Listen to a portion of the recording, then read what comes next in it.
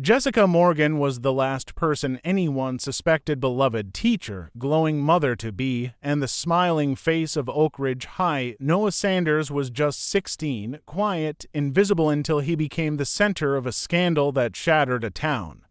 At 29, she had carved out what seemed like the perfect life in the quiet, family-oriented suburb of Willow Glen, Kansas. She was an English teacher at Oak Ridge High School, a job she had held for nearly 5 years. With a master's degree in education and a warm personality, Jessica had built a solid reputation as someone who genuinely cared for her students.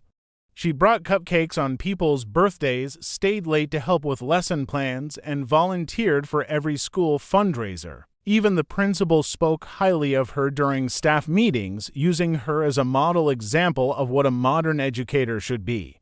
Her pregnancy seemed to deepen people's admiration for her. She'd show up early, waddling slightly in the hallway, her arms full of books and her smile unwavering. He started turning in perfectly polished essays and quoting authors he had never read before. Jessica praised his work constantly, often using his assignments as examples in class. She said he had untapped potential. It was enough to make some teachers uneasy, but nothing that could be proven. She was, after all, known for championing struggling students. Maybe Noah was just one of her success stories. People called her a superwoman, balancing teaching, marriage, and impending motherhood with grace. She called on him more frequently, even in subjects she didn't teach. He began showing up in expensive sneakers and clothes far beyond his family's means. His new iPhone, a recent model, became a topic of envy among classmates. One of his closest friends let it slip that Noah was being taken care of, though he never said by whom. Rumors swirled. Some kids joked that he had a sugar mama, never suspecting that it might be their own English teacher. Once, a janitor spotted them sitting alone in her darkened classroom well after school hours. They weren't talking, they were just staring at each other in silence. When asked about it, Jessica said she was helping him through personal issues and had received parental permission. No one pushed further. She organized poetry nights, ran the after-school tutoring program, and even coached the debate team on weekends. Students whispered about how she played favorites. Some noticed she spent a lot of time alone with certain students, one in particular. Jessica knew exactly how to manipulate the image people had of her, and she did it with precision. As her belly grew, so did the darkness behind her eyes, though few ever looked long enough to notice. The stage had been set, and the curtain was about to lift. When asked about it, Jessica always had a reasonable answer. At first, it was just a few students giggling in the back of the cafeteria, passing jokes and glances when Jessica Morgan walked by. Then came the murmurs in locker-lined hallways and on the school's anonymous confession page online. A name kept surfacing alongside hers, Noah Sanders. He was a 16-year-old junior, a quiet student who had never drawn much attention before. But now, his name was everywhere, usually followed by suggestive emojis or comments that were quickly deleted. She was tutoring, mentoring, helping with college prep. And because she had built so much trust, nobody pushed further. Parents appreciated her dedication, and students often said she made learning feel exciting and personal. Everyone thought she was one of the good ones. Their secret was buried beneath lesson plans and lullabies, but when the truth came out, it wasn't just shocking, it was monstrous. The couple had been married for 3 years and were expecting their first child, a baby girl due in just 3 months. Jessica's Instagram was filled with filtered snapshots of classroom chalkboards, fresh-baked cookies, and cheerful selfies featuring her growing baby bump. Her captions were filled with hashtags like #blessed and #teacherlife, each post receiving dozens of supportive comments from co-workers, former students, and friends from college. She radiated positivity, always sharing quotes about kindness and gratitude. Nobody questioned her sincerity. Why would they? Their two-story brick house on Magnolia Lane had a pink-painted nursery, a backyard swing set already installed, and a front porch decorated with a mom-to-be banner left over from her recent baby shower. Their lives looked like something out of a magazine, picturesque and flawless. Jessica Morgan was the kind of woman people trusted without question. Outside of school, Jessica lived with her husband, Ryan Morgan, a local paramedic known for his bravery and community service. Social media painted the same story. To her co-workers, Jessica was more than just a colleague, she was a friend. Beneath the surface, though, something was off. It wasn't obvious, just faint, odd little details that most people ignored or brushed aside. The truth was hiding in plain sight. The bright classroom, the inspirational quotes, the glowing pregnancy, all of it served as a carefully constructed facade. The whispers started like static quiet, uncertain, easy to ignore. Teachers began to notice something strange. Noah had always been an average student, respectful, a little awkward, prone to daydreaming, but suddenly his grades shot up in English, but there were other signs too. Jessica and Noah were seen together more often than was normal. They lingered after class. What raised more eyebrows was Noah's sudden change in appearance. He began showing up in expensive sneakers and clothes far beyond his family's means. His new iPhone, a recent model, became a topic of envy among classmates. It wasn't until a local parent, Mrs. Lacey Coleman, saw something she couldn't ignore that anyone outside the student body took real notice. Her tip launched a quiet inquiry, which soon turned into something much larger. Investigators started watching Jessica more closely. They collected security footage, checked her classroom logs, and subpoenaed her school email.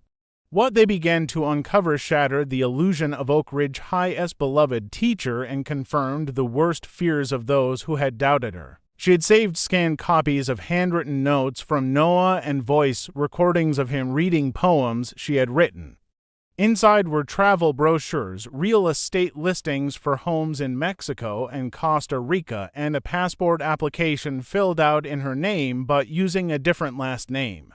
There was a second document, too, a partially completed application for Noah. Investigators also found searches related to leaving the country with a minor and dual citizenship for newborns. There were diary-style entries she typed after each encounter, describing in vivid detail what had happened and how it made her feel.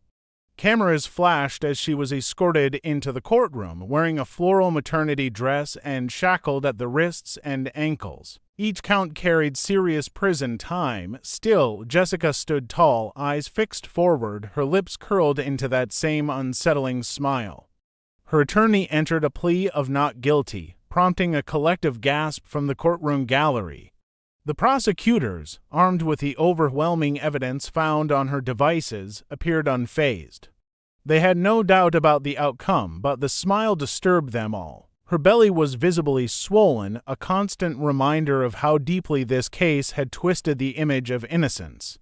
But what truly unnerved everyone watching both in the courtroom and on live news streams was the expression on her face.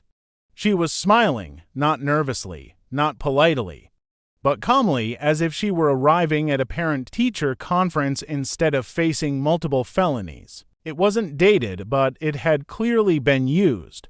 A letter from a DNA lab was found in a drawer beneath Jessica's bed. The test indicated that the father of her unborn child had a 97% probability of being Noah Sanders. She hadn't told anyone, not her husband, not her friends. Not even Noah, but she had kept the paper close, folded neatly with the words "Our future" scrawled across the envelope. Her tone was obsessive. She wrote about him like a character in a romance novel, referring to him as her light and reason. Jessica was taken into custody during fourth period in front of her students. She didn't resist. She didn't speak. What had once been dismissed as teenage gossip was now a full-blown criminal case. The town of Willow Glen, once charmed by Jessica Morgan's warm smile and glowing pregnancy, began to question how much of her life had been a lie. Her face was blank, as if none of it surprised her. Driving home from her night shift at the hospital, she passed a car parked at the far end of the community park. The school handed over her work-issued laptop, and detectives obtained a warrant for her personal phone and home computer. What began as a precautionary check quickly turned into a damning treasure trove of digital evidence. The engine was running. Inside, she saw Jessica in the driver's seat and Noah in the passenger seat, both illuminated by the dashboard glow. It was well after midnight. When she turned around for a second look, the car sped off. One of his closest friends let it slip that Noah was being taken care of, though he never said by whom. Rumors swirled. Some kids joked that he had a sugar mama, never suspecting that it might be their own English teacher. Still, rumors weren't enough. Not in a small town where reputations are tightly guarded and appearances often take precedence over uncomfortable truths. The tone of the early messages was casual school-related reminders and encouraging notes. But as the weeks progressed, the messages became more personal, then intimate, then unmistakably inappropriate. They exchanged photos. She sent late-night messages laced with innuendo. He responded with flattery, confusion, and eventually enthusiasm. She told him he made her feel alive again. He said she made him feel special. They used code names, deleted threads, and created backup email accounts. But despite their attempts to hide it, their secret was captured in time-stamped texts and autosave drafts. Mrs. Coleman reported what she saw to the school board anonymously. She didn't want trouble, just clarity.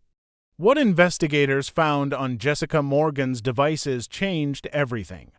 There were hundreds of messages between Jessica and Noah Sanders, stretching back nearly 9 months. On her personal laptop, tucked inside a hidden folder labeled Us, were dozens of files, screenshots of conversations, selfies of the two taken in her classroom, photos of motel rooms. Most disturbing of all was a folder marked Family Plans, and then there was the paternity test. Faced with overwhelming evidence, police made the arrest 2 days later. Word spread fast. Within hours, local news vans surrounded the school. Parents pulled their children out early. Teachers cried in the break room. Students posted shocked reactions online. Jessica Morgan's first court appearance was nothing short of surreal. The judge read the charges: statutory rape, indecent liberties with a minor, possession and distribution of explicit material involving a minor, and attempted flight to avoid prosecution. Each count carried serious prison time. Still, Jessica stood tall, eyes fixed forward, her lips curled into that same unsettling smile. Her attorney entered a plea of not guilty, prompting a collective gasp from the courtroom gallery. The prosecutors, armed with the overwhelming evidence found on her devices, appeared unfazed. They had no doubt about the outcome, but the smile disturbed them all. She had written to an unknown contact, discussing ways to fake an identity and raise a child abroad. In one unsent message, she mentioned teaching Noah how to cross borders without detection. The prosecution argued this showed clear intent to run, not remorse. As she was led away in handcuffs, she turned toward the cameras once more. That same faint smile still lingered. It was the smile that haunted the town long after she disappeared behind bars. It wasn't one of shame, it was one of certainty. As proceedings continued, more disturbing facts came to light. Talk shows dissected her every move, crime podcasts replayed clips of her court appearance, and social media erupted with debates. Jessica had forged the letter, hoping to shift the blame just enough to win sympathy from the jury. Jessica appeared in an orange jumpsuit, her hair tied back, her hands cuffed in front of her swollen stomach. She said nothing as the judge handed down her sentence: 15 years in state prison with no eligibility for parole for at least 10. The judge called her actions a betrayal of trust, of youth, and of the most sacred responsibilities an educator holds. Instead, she added another charge to the list: obstruction of justice. Ryan Morgan, Jessica's husband, had filed for divorce and publicly disavowed any contact. As the prison gates closed behind her, Jessica Morgan faded from the headlines. but her smile, cold, calculated, unforgettable, remained etched in the minds of everyone who had seen it. The town of Willow Glen would never be the same. Was she a predator masking as a perfect teacher and mother, or was there more to the story? Everyone wanted answers, and the court promised to deliver them. But just days before jury selection began, an unexpected development rocked the already chaotic case. Jessica had emptied one of her joint bank accounts just a week before her arrest over $18,000 in cash withdrawn in small increments. Inside was a handwritten letter allegedly from Noah Sanders, postmarked from within the county. The letter claimed that Jessica had never initiated anything and that he had been the one to manipulate her. But when investigators examined the letter more closely, the truth became painfully clear. It was a fake. The paper it was written on came from Jessica's own printer. The photo of her crying had been pulled from an old social media post and slightly edited. Forensic experts found traces of Jessica's fingerprints on the envelope and confirmed the letter had been typed, printed, and then traced over by hand to appear authentic. Even the handwriting analysis showed inconsistencies, subtle but enough to disprove the letter's credibility. According to the text, Noah said he knew she was lonely and vulnerable and used that to gain money, attention, and affection. He claimed he had blackmailed her with false threats, that he faked his interest, and that she only continued their relationship out of fear. The signature matched Noah's handwriting on file. There was even a small photograph included, a candid shot of Jessica looking exhausted, curled up on a couch, appearing distraught. Surveillance footage showed her purchasing baby supplies in bulk, enough for at least a year. News outlets speculated that Jessica might not have been the calculated manipulator she was portrayed as, but rather a mentally fragile woman who had fallen victim to a scheming teenager. Talk show hosts debated her mental state, citing the stress of her pregnancy, marital tension, and years of emotional isolation. Suddenly, public opinion wasn't as one-sided. During breaks, she sipped water and rubbed her stomach with what looked like genuine tenderness. To some, it was the gesture of a caring mother. To others, it was a twisted performance. Reporters dubbed her the smiling teacher, and the footage of her standing before the judge, pregnant and grinning, went viral within hours. She'd also bought a burner phone and searched for international flights leaving from nearby states. Others, shockingly, defended her. They claimed she had snapped under the pressure of a failing marriage or untreated postpartum depression. A few even suggested that Noah, the teenager at the center of it all, had seduced her. These rumors only further muddied the truth, feeding an online frenzy that blurred the line between victim and villain. Her internet history was filled with questions like how to escape custody while pregnant in countries without extradition treaties. Even more chilling were the messages recovered from her burner phone. Yet despite all this, Jessica remained composed. Outside the courthouse, the town of Willow Glen was torn apart. Some community members called for her immediate sentencing. The judge ordered Jessica held without bail, citing her as a flight risk. As the trial approached, the case of Jessica Morgan drew national attention. An anonymous package arrived at the district attorney's office. Instantly, the media narrative shifted. The letter was explosive. Jessica's defense attorney acted fast, filing a motion to have the charges reconsidered based on the new evidence. The discovery was a final, devastating blow to her defense. When sentencing day finally arrived, the courtroom was packed. 2 weeks later, Jessica gave birth in prison. The baby girl was placed into foster care, her identity sealed by court order. Ryan Morgan, Jessica's husband, had filed for divorce and publicly disavowed any contact. As the prison gates closed behind her, Jessica Morgan faded from the headlines. But her smile, cold, calculated, unforgettable, remained etched in the minds of everyone who had seen it. The town of Willow Glen would never be the same.